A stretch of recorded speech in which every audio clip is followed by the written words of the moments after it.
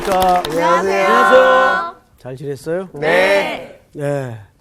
자, 이제 예고했던 대로 네. 이제 오늘부터 소선지서 네. 공부를 시작했는데 네. 첫 번째 책이 하박국. 하박국서. 물론 이제 소선지서를 이렇게 순서대로는 가질 않지만 소선지서 책을 중심으로 해서 공부를 이제 몇 주간 또 이어 나가도록 하겠습니다. 어떻게 좀 책들 읽어오셨나요? 향기 학생 책 좀 읽어왔어요? 네, 한번 이렇게 읽어봤는데요. 아무래도 이 목사님의 또 세심한 그런 설명이 필요하더라고요. 네. 우리가 읽어도 잘 모르겠어요. 모르겠어요. 예, 뭐 설명을 저도 잘 들어야. 모르는데 이제 함께 네. 성령님께 의지하다 보면 네. 성령께서 친히 교사가 되셔서 잘 가르쳐 주실 겁니다. 아멘. 자, 이제 책을 좀 엽시다. 네. 굉장히 낯선 책이죠? 네. 네, 하박국서. 하박국이라는 말이 무슨 말일까요? 하박국이요. 이름만이죠. 하박국 이름이죠. 잘 모르겠는데요. 하박국. 우리 상훈 학생은 집에 들어가면 포옹합니까? 아내랑요? 아니, 누구랑?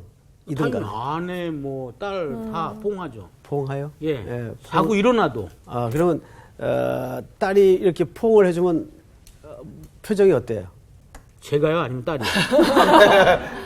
뭐 양자가. 딸은 좀 의아해 합니다. 팔이 안 다니까. 팔 짧은 사람들이 비애입니다.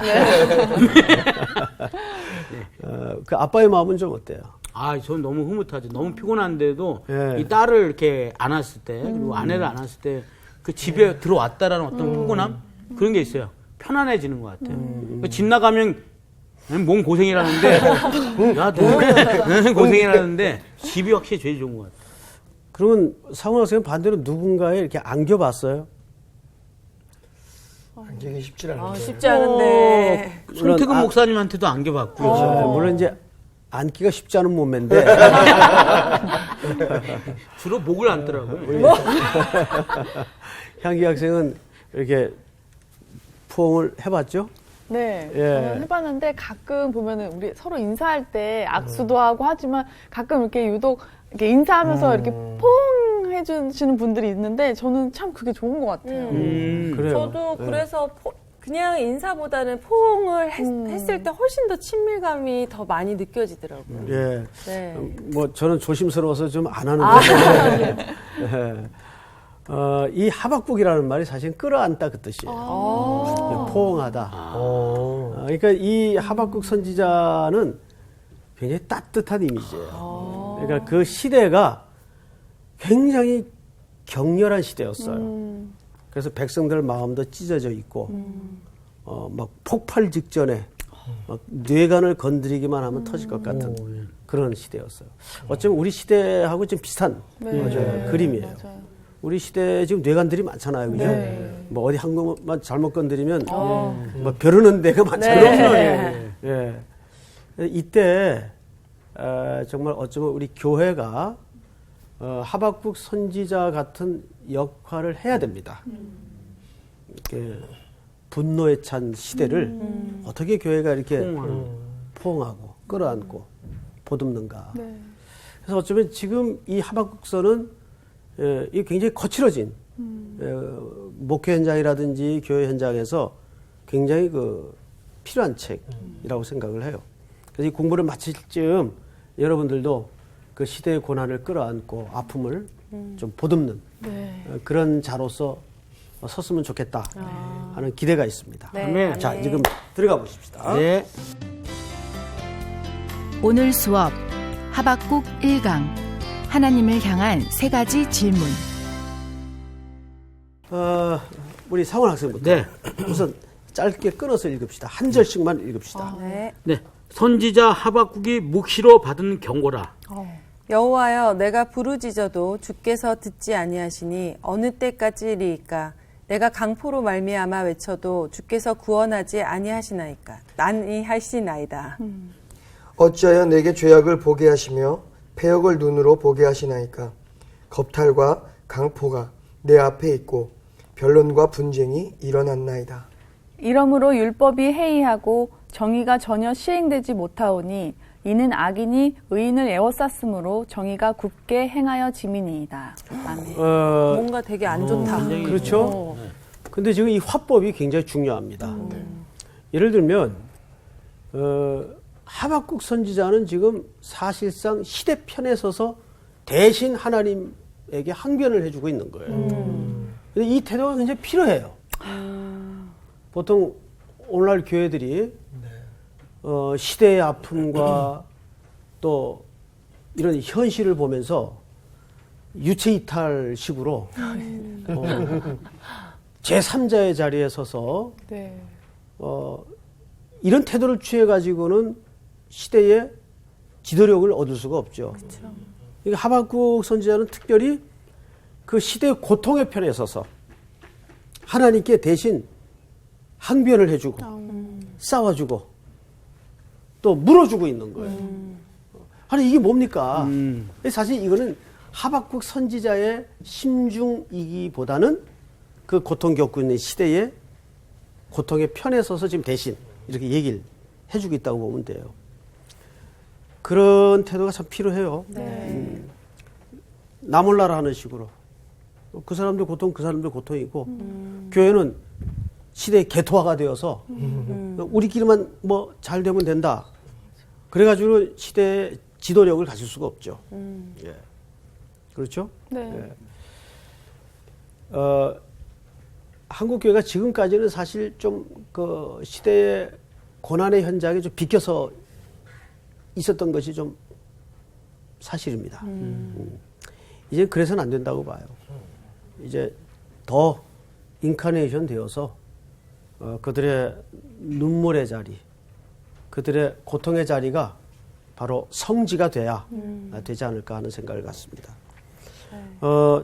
세 가지 질문을 해요, 결국. 하박국 선지자는.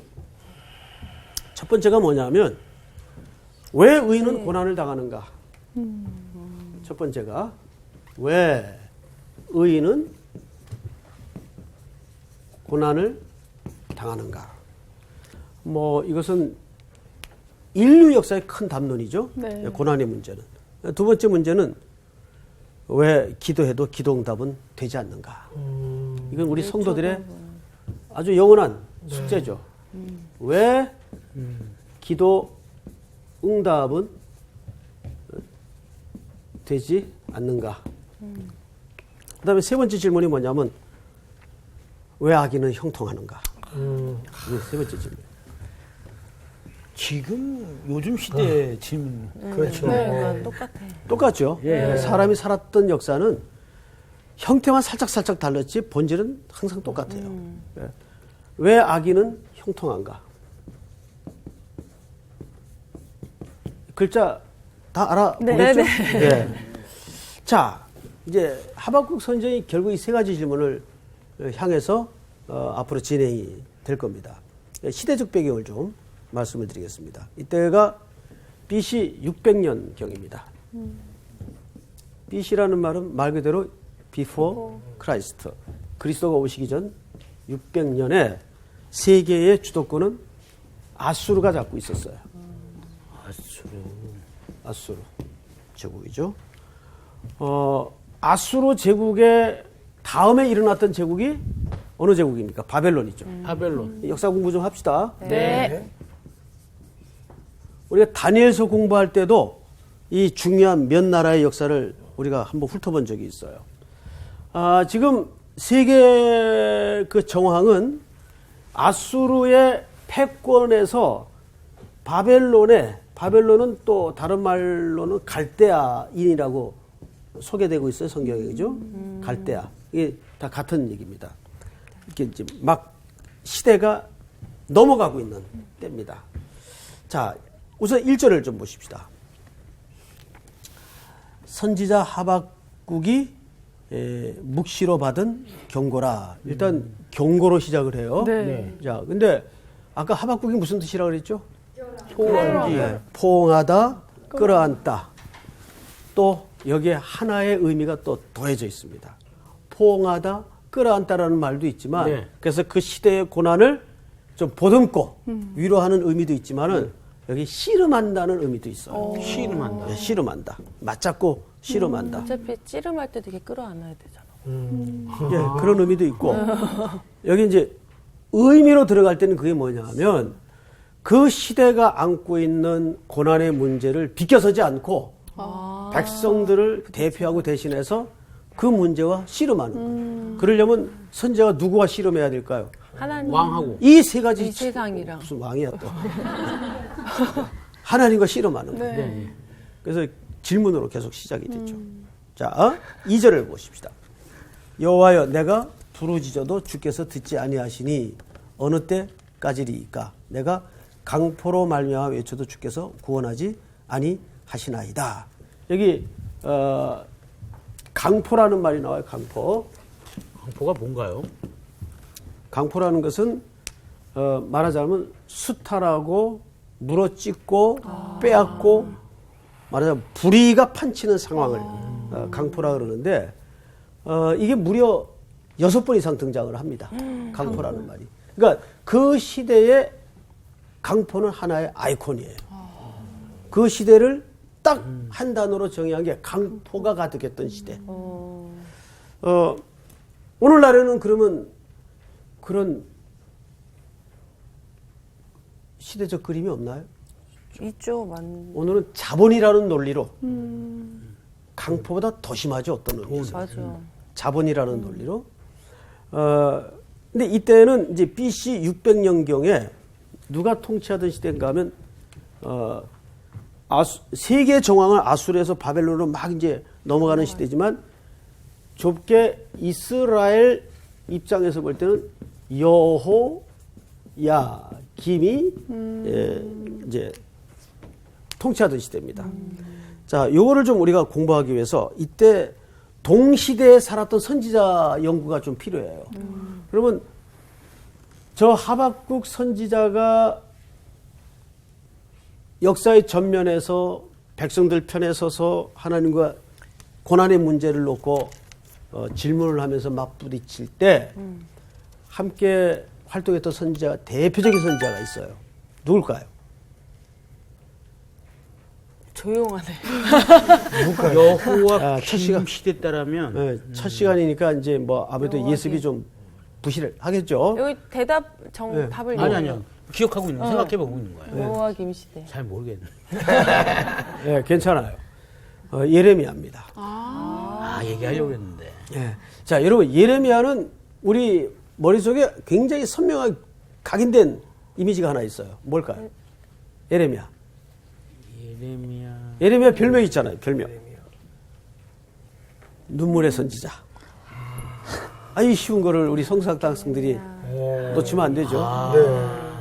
자, 보시면 예레미야는 두 가지 차원에서 눈물을 흘렸죠. 첫째는 그가 역사의 전면에 소명을 받아 나올 때 정말 싫다 그랬어요. 난 아닙니다. 까면 안 됩니다. 쉽게 얘기하면. 까면 안 됩니다. 약관 20 나이에 부름을 받아요. 조국을 위해서. 근데 그가 아나돗 출신이에요. 아나돗은 이스라엘의 유배지죠. 그러니까 몰락한 집안의 후손입니다. 그가. 근데 그가 하나님께로부터 받아서 전해야 되는 메시지는 무슨 봄바람 같은 메시지가 아니에요. 시대를 향해 고발하고 잘못을 고발하고 이런 메시지를 전해야 되는 거예요. 근데 그것도 자기 집안의 정적격인 중앙 관리들에게 가서 그 메시지를 전해야 돼요. 좋았겠어요? 싫었겠어요? 너무 싫었을 것 같아요. 예. 그래서 그는 나는 아이라 말도 어눕니다. 그리고 굉장히 성향상 이 사람은 내성적이에요. 우리 사훈 학생처럼. 굉장히 내성적이에요. 예. 외향적인 것 같은데 또 내성적인 면이 있거든요. 굉장히 내성적이에요. 예. 그래서 못 간다 그러죠. 근데 너무 분명하게 하나님이 부르신 사인을 주시니까 안 갈 수가 없어. 안 갈 수가 없는 거죠. 그래서 어떻게 가요? 울면서 가요. 울면서 가는 거. 울면서. 참. 울면서 그 길을 가는데 세상에 펼쳐진 모든 그림이 너무 마음이 아픈 거예요. 아까 여기 시대의 아이콘이 네. 설명하는 것처럼 네. 강포가 강포. 가득한 세. 그러니까 그런 두 가지 차원에서 예레미야는 눈물의 선지자죠. 자, 그래서 한번 찾아보십시다. 우리 한 군데만. 예레미야서 36장 22절. 자, 누가 읽냐면, 자, 우리 한기 학생 천천히 찾으세요. 에레미야 22절. 36장 22절. 예. 그때는 아홉째 달이라 왕이 겨울 궁전에 앉았고 그 앞에는 불피운 화로가 있더라. 여후디가 서너 쪽을 낭독하면 왕이 면도칼로 그것을 연하여 베어 화롯불에 던져서 두루마리를 모두 태웠더라. 보세요. 이 뭐 하는 짓입니까, 지금? 어머나. 하나님의 말씀을 태워버리네. 떼어버리네. 하나님의 말씀을 낭독하는 자가 펼쳐서 하나님의 말씀을 읽으면 왕은 그걸 찢어서 뭘로 찢어요? 면도칼. 면도칼로. 면도칼로 쭉쭉 찢어가지고 그걸 화롯불에 그렇게 태우는 거예요. 다 외웠나? 그런 암기법이 있죠. 그치, 그러니까- 옛날에 쓸데없는 소리 하지 마. 네. 그 안기에서 태우는 게 아니고 하나님의 말씀에 대한 모독과 멸시예요. 이런 게 밥을 줘? 이런 게 무슨 시대의 해답이 돼? 그러면서 면도칼로 쭉쭉 찢어갖고 화롯불로 태우는 거예요. 자, 조금 더 읽어볼까요? 우리 성호 학생. 24. 네. 그 다음 절을 한번 읽어보세요. 24절이요. 네. 왕과 그의 신하들이 이 모든 말을 듣고도 두려워하거나 자기들의 옷을 찢지 아니하였고 엘라단과 들라야와 그마랴가 왕께 두루마리를 불사르지 말도록 아뢰어도 왕이 듣지 아니하였으며 네. 말리는 사람도 없었고 말린다고 해도 듣지 않았고 뭐에 대해서? 하나님 말씀에 대해서. 이 시대가 그랬어요. 그러니까 강포의 가장 근본적인 원인은 하나님의 말씀에 대한 모독과 멸시입니다. 막 그것만한 시대의 타락은 또 없죠. 그러니까 역대 모든 종교 개혁가들의 일관된 부르짖음은 뭐였습니까? 하나님의 말씀으로 다시 돌아가십시다. 이거였어요. 예. 저 유럽의 교회들이 몰락하게 된 배경에는 두 가지 원인이 있어요. 첫째는 성경의 권위를 내려놓는 순간부터와 교회 학교에 대한 투자를 중단하면서부터 이 몰락은 시작이 된 겁니다. 그 유럽 교회사나 또 장로국 교회사를 보면 그건 제가 현지에 가서 그 역사를 공부하는 분들에게 직접 들은 얘기예요. 그러면 교회 학교에 대한 투자 중단과 성경의 권위를 내려놓는 이 일은 왜 함수 관계를 갖고 있느냐? 한번 이치적으로 생각을 해보세요. 이것이 하나님의 살아있는 말씀이다로 가르치는 것과 이것이 하나님의 말씀일 수도 있습니다. 와 다른 거죠. 완전 다른 정도가 아니죠. 네. 이렇게 성경의 권위가 땅바닥에 난도질이 되면서부터 누가 그런 교훈에 운명을 걸고 국가의 운명을 걸고 투자를 하겠어요. 당연히 예산이 줄어드는 거는 뭐 불을 보듯 뻔한 이치죠. 그러다 보니까 교회 학교가 축소가 되고 아이들은 점점 교회에서 떠나게 되고 청년들이 떠나고 그러니까 한국 교회는 결국 반면 교사로 역사만 제대로 공부해도 그건 불을 보듯 뻔한 일입니다. 예. 그러니까 우리 한국 교회는 두 가지밖에 없어요. 첫째는 넥스트 제네레이션, 다음 세대에 대한 투자와 그러기 위해선 자꾸 여름 성경학교 같은데 겨울 성경학교 같은데 율동을 가리키는 것도 좋고 뭐 색종이 뜯어붙이게 하는 것도 좋은데 하지 말자는 얘기가 아니에요. 성경을 가리켜야 돼요. 아이들에게.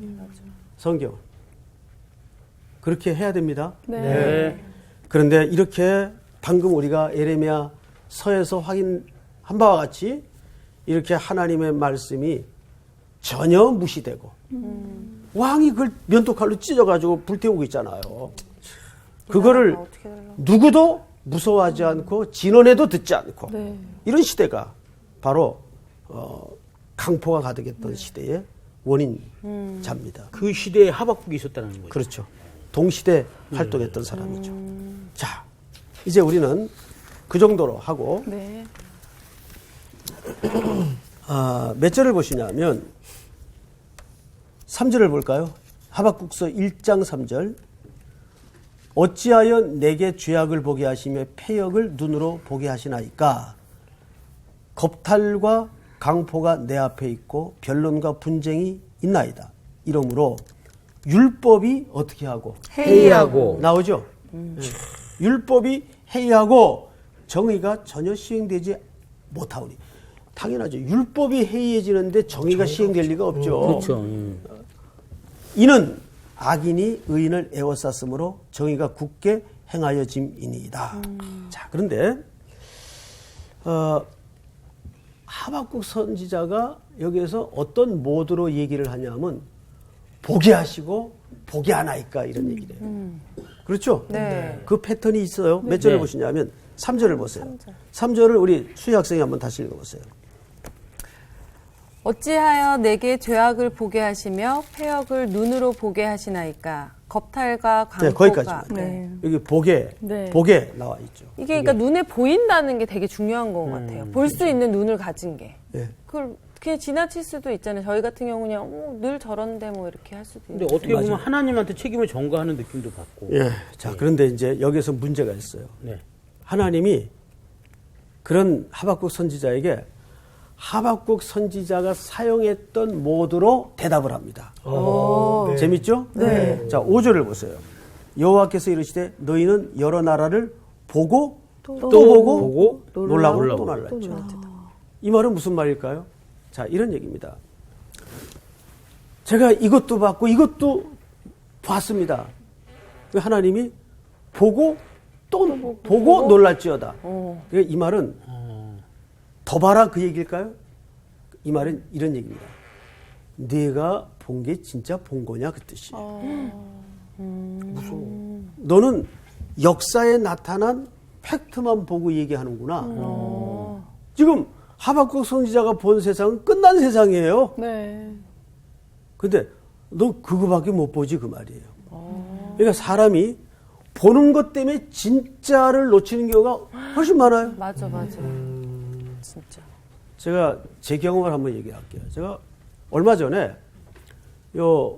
저기 목동 경기장에 그 야구 경기를 보러 갔어요. 그러면 야구 경기 전에 국민의례 하죠. 네. 일어나서 이제 동해 물가 하고 네. 그러면 과자 먹다가도 뭐 다 일어납니다. 우리 또 그 철저하니까. 네. 그래서 이제 저희들도 이제 과자 이렇게 이제 다른 교역자들하고 같이 먹다가 국민을 의뢰한다고 해서 다 일어났어요. 그래서 이제 경건한 마음으로 야구를 보기 전에 국민을 하고 있는데 바로 옆에 네. 초딩 하나가 네. 앉아서 계속 과자를 먹고 있는 거예요. 그래서 제가 눈에 탁 거슬리게 들어왔어요. 이 자식이 학교에서 배우지도 않았나? 근데 끝날 때까지, 그 순식간에 지나가지 않습니까? 네. 끝날 때까지 안 일어나고 앉아 있어요. 그래서 굉장히 걸렸어요. 네. 과자는 계속 먹고 있고요. 그렇지. 내가 저거 맞춰지면 한마디 하리라 하는 마음으로. 그래서 이제 다 끝나고 다 이제 관중들이 앉았는데 끝나자마자 그 다음 칸 위에 앉아있던 아버지인 듯 보이는 남자 하나가 얼른 내려오더니 아이를 막 챙겨주는 거예요. 뭐 너무 귀하게 막 그 귀공자처럼. 그걸 요즘 뭐라 그러죠? 그 너무 과보하는 거. 네네네. 예. 네. 마마보이. 뭐 그 됐어요. 정도. 그 정도. 뭐 파파보이. 그래서 아이고 애를 저렇게 키워가지고 그러니까 애가 저렇게 버릇이 없구나. 근데 가만히 보니까는 이 아이가 좀 부실한 아이예요. 부실한 아이예요. 그러니까 뭔가 이렇게 좀 판단도 떨어지고 부실한 아이인데 아버지가 오랜만에 이제 얘를 야구장에 데리고 온 거예요. 그래서 순간 아차 싶었어요. 이게 잠깐이지만 제가 그 아이를 화가 나가지고 신경이 거슬려서 마음에 판단을 하고 있었단 말이에요. 그러니까 이게 내가 본 게 참 다 본 게 아닌데. 이게 조금 있다 보니까 그 아버지가 얼른 내려와가지고 아이를 막 챙겨주고 과자를 뭐 입에 뭐 닦아주고 막 이러는 걸 보고 가만히 보니까는 그 아이가 좀 부족한 아이예요.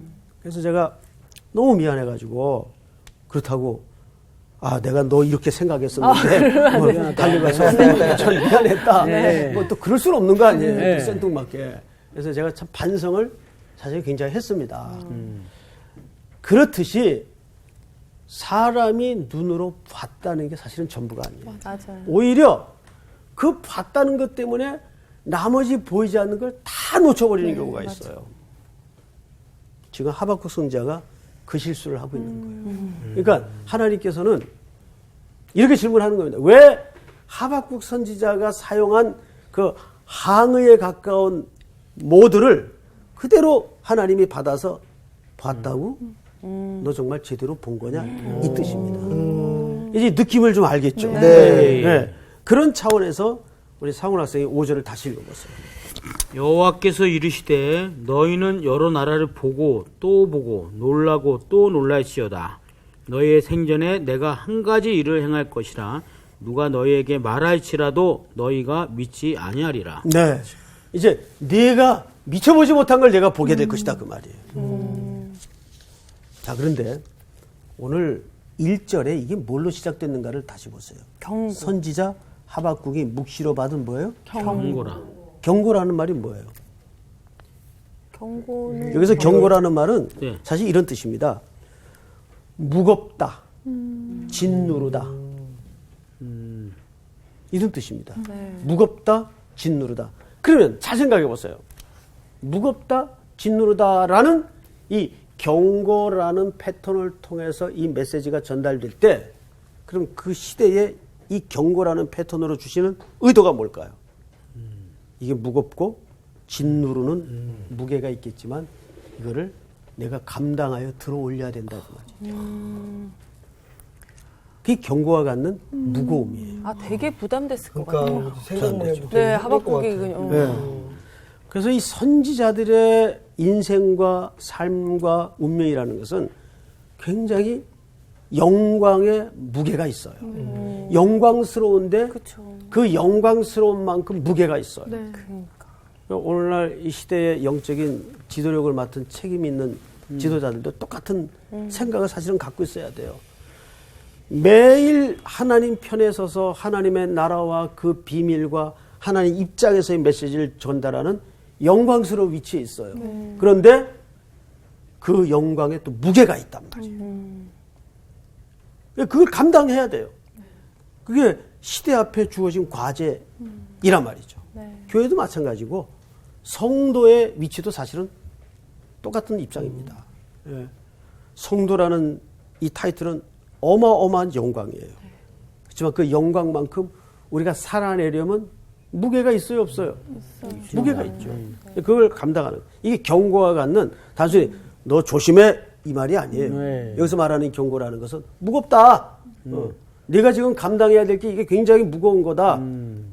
영광스러운 거지만 자, 하나님께서 5절을 통해 이렇게 얘기합니다. 여호와께서 이르시되 너희는 여러 나라를 보고 또 보고 놀라고 또 놀랄지어다. 이 말은 방금 항변 비슷하게 쏟아낸 하박국 선지자에게 하나님이 방금 말씀드린 그런 패턴으로 얘기를 하는 거예요. 너 봤다고? 너 제대로 본 거냐? 너 진짜 놀랄 일을 보게 될 것이다. 어이구, 무서워. 그 얘기예요. 이제 이 흐름을 좀 아시겠죠? 네. 진짜 놀랄 일을 보게 될 것이다. 자, 그럼 도대체 어떤 일을 보여주시려는가? 성경을 좀 보십시다. 6절. 상훈 학생 한번 읽어보세요. 보라, 내가 사납고 성급한 백성 곧 땅이 넓은 곳으로 다니며 자기의 소유가 아닌 거처들을 점령하는 갈대아 사람을 일으켰나니. 자, 어이구. 갈대아 사람은 누굽니까? 아까 그 바벨론. 네. 바벨론이에요. 그럼 이게 지금 말이 돼요? 보세요. 지금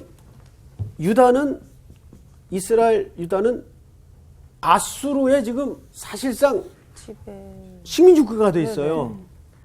그래서 이들이 짓누르는 역사의 무게도 너무너무 힘이 든데 이 백성들로서는 강포가 심하고 그다음에 안과 밖에 지금 안에는 어떤 상태입니까? 하나님의 말씀이 그렇게 면도칼로 찢어져서 해이되어 있는 상태이고 외부적으로는 아수르의 이 역사적 무게가 짓누르는 상태인데 그러면 뭐 이 사람들을 뭐 어떻게 멸절 시켜준다든지 네. 그런 메시지가 아니라 뭐 갈대아 사람을 일으키겠대요.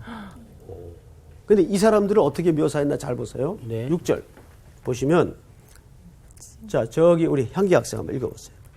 보라, 내가 사납고 성급한 백성, 곧 땅이 넓은 곳으로 다니며 자기의 소유가 아닌 거처들을 점령하는 갈대아 사람들을 일으킵니다. 계속해서 그들은 두렵고 무서우며 당당함과 위엄이 자기들에게서 나오며 자기 힘으로 사는 사람들이라 그 말이에요. 갈대아 사람들. 네. 갈대아 사람들이 바로 다른 말로는 무슨 백성들이죠? 바벨론 백성들이. 저 바벨론이 말하자면 아수르를 먹을 것이다.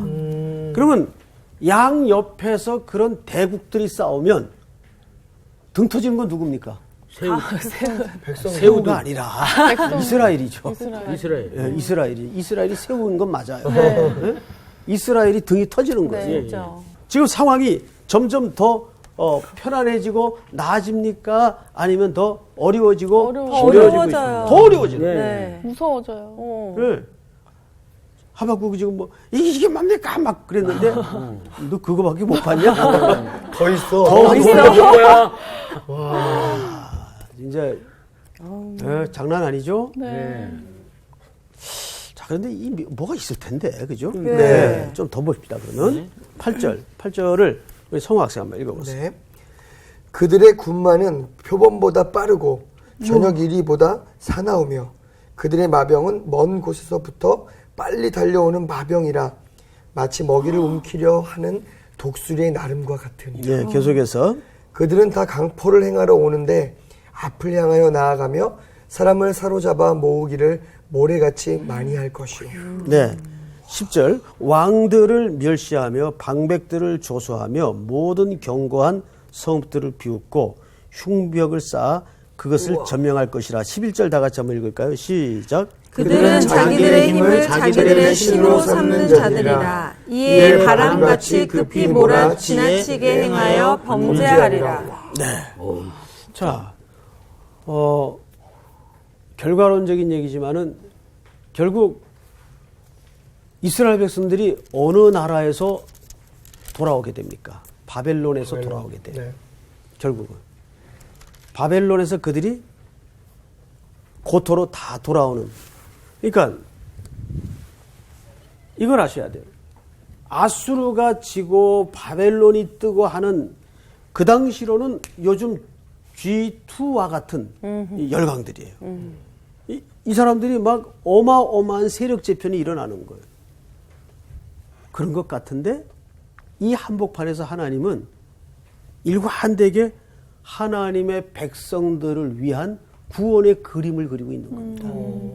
그러니까 결국 모든 역사 행위는 이퀄 하나님의 구원 행위예요. 그걸 민감히 살펴볼. 그것은 하나님께서 말씀을 통해서 이렇게 막 눈 감고 꿈꾸고 무슨 계시하고 이런 게 아니라 이미 이 말씀이라는 원리 속에 그걸 다 보여주셨어요. 대표적인 예로 애굽에 요셉이 붙들려가요. 그리고 나중에 뭐가 되죠? 총리가 돼요. 대단하죠? 대국의 총리가 돼요. 저것이 하나님이 가졌던 궁극적인 목적지가 아니란 말이에요. 나중에 기근의 때에 이 총리가 된 요셉의 입을 통해서 세 가지가 고백이 되죠. 이게 하나님이 하신 일이었구나. 두 번째는 왜? 생명 구원을 위해서. 생명을 위해서. 세 번째는 무슨 고백이죠? 그래서 나를 이곳에 먼저 보내셨구나. 자기가 팔려온 게 아니라 보내어진 자라는 사실을 화들짝 눈뜨게 됩니다. 이게 진짜 하나님의 목적이에요. 애굽의 역사가 목적도 아니고 그를 총리 만드는 게 목적도 아니에요. 요셉의 이야기는 성공 스토리가 아니에요. 하나님의 구원 행위가 어떻게 진행되고 있는가. 그래서 그 유명한 강의학자 중에 마틴 로이드 존스라는 분이 이런 얘기를 이제 결론 짓습니다. 첫째, 하나님의 역사를 이렇게 정의했어요. 이건 좀 써서 드릴게요. 중요하니까. 이 누가 한 얘기냐면 로이드 존스라는 분이, 이분은 그 원래 그 궁중 의사였어요. 그 신학을 전문적으로 공부를 안 했던 분인데 네. 이분의 강의 책을 많은 주경학자들이 인용할 정도로 탁월한 강의학자죠. 이분이 역사는 하나님의 주권 아래 있다. 여러분 그 사실을 믿습니까? 네. 역사는 하나님의 주권 아래 있어요. 그러니까 누가 무기를 많이 갖고 신무기를 개발하느냐, 누가 재력을 많이 갖추는 나라, 여기에 역사의 움직임이 있는 게 아니에요. 역사는 첫째가 하나님의 주권 아래 있다. 두 번째는 역사는 하나님의 시간표를 따라 움직인다. 하나님의 시간표를 따라 움직인다. 그러니까 우리가 가장 가깝지만 의미적으로는 땅끝에 해당하는 북녘의 동포들이 속히 그 신앙의 자유가 회복이 되도록 하나님의 구원의 시간표가 언제입니까? 를 놓고 매일 기도해야 됩니다. 예를 들면 이스라엘 백성들이 포로로 붙들려 갈 때 하나님께서 이미 70년 동안 포로 생활할 것을 예레미야에게 가르쳐 주세요. 그렇지만 뭐라 그러니까 너희가 구하여야 내가 풀어주겠다는 얘기를 합니다. 기도해야. 그러니까 그런 하나님의 시간표에 따라서 구원의 역사는 움직입니다. 그리고 세 번째는 인간의 역사는 하나님의 나라와 언제나 관련이 있게 돼 있어요. 자, 우리 이 하박국 책 시작하기 전에 무슨 책 공부했죠? 사무엘사 공부했죠. 네. 사무엘 상하 네. 공부했죠. 2세 아들에서 그가 이스라엘의 왕이 되기까지 어떤 과정을 거쳤나요? 매우 소소한 인간의 일상을 다 겪게 만들면서 하나님의 나라를 상징하는 다윗의 나라가 만들어집니다. 네. 결국 무슨 얘기? 이거예요. 인간의 역사는 하나님의 나라와 관련이 있을 수밖에 없는 거예요. 그렇다면 이것을 그냥 신학적인 얘기로만 받아들이지 말고 여러분 오늘 일상이 전부 무슨 나라와 관련이 있게 돌아가는 겁니까? 하나님의 나라. 하나님의 나라와 관련이 있게 돌아가는 거예요. 그렇다면 오늘 내 소중한 하루 일상이 간단한 문제가 아니죠. 굉장히 중요한 문제가 되는 겁니다. 마지막으로 역사는 하나님의 시간표에 따라 움직이지만 궁극적으로 역사는 하나님의 계획과 시간표는 좀 달라요. 어떻게 다를까요? 계획이라는 것은 시작부터 마지막까지 전체 그림이에요. 근데 그 전체 그림을 시간이라는 과정에서 펼쳐가시는 거죠. 이 둘 다가 누구의 주권 아래 있다는 겁니다. 하나님의 주권 아래 있다는 거예요. 그걸 잊어서는 안 돼요. 그러니까 이것은 그저 거대한 어떤 담론이기 이전에 이 원리는 그대로 우리 일상 속에 적용이 되는 문제예요. 오늘 여러분 이 하박국서를 이제 우리가 서론 시간을 가지면서 몇 가지 한번 마무리 겸 정리를 해봅시다. 하박국은 세 가지 질문으로 시작을 했어요. 첫째가 뭐예요? 기억하십니까? 왜 의인은 왜 고난을 받는가? 또 두 번째는 왜 기도 응답은 되지 않는가? 그 다음에 세 번째는 왜 악인은 형통하는가? 잘 형통. 왜 악인은 형통하는가? 이것은 우리 인간의 가장 그 깊은 본질적 질문인데 이제 서론 시간을 넘어서 이제 본론으로 들어가면 이 세 가지에 대한 궁극적인 대답이 하나님이 펼쳐놓은 역사 속에서 또 또 성경의 대답 속에서 이제 여러분 실체로 만져지고 보여질 것입니다. 네. 오늘 서론 시간은 이 정도로 하겠습니다. 수고하셨습니다. 감사합니다.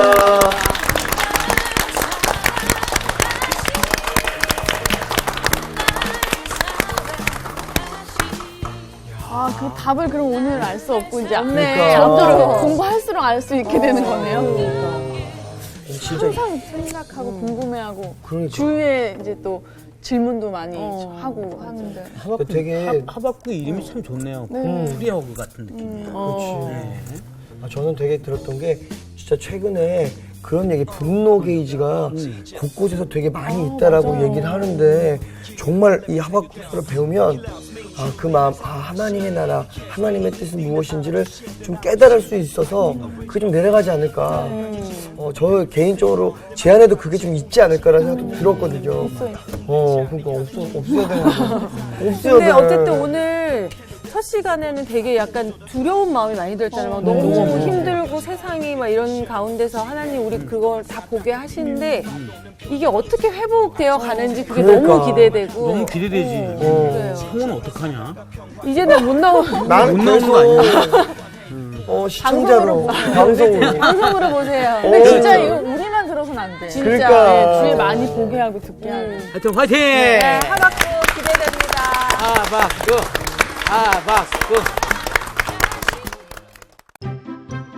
이번 주 퀴즈입니다.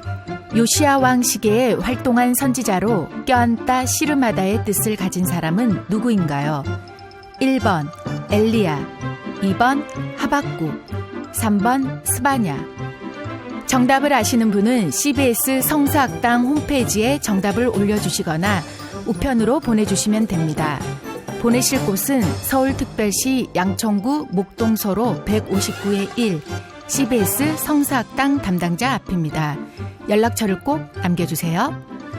선정되신 분들에게는 대한성서공회에서 성경, 송태근 선생님의 쾌도남마 다니엘서, 김기석 선생님의 일상 순례자, 신우인 선생님의 땅과 하늘의 갈림길에서, 이영재 선생님의 이삭 이야기, 성경 통독을 위한 최고의 자습서 성경 2.0 가운데 하나를 드립니다.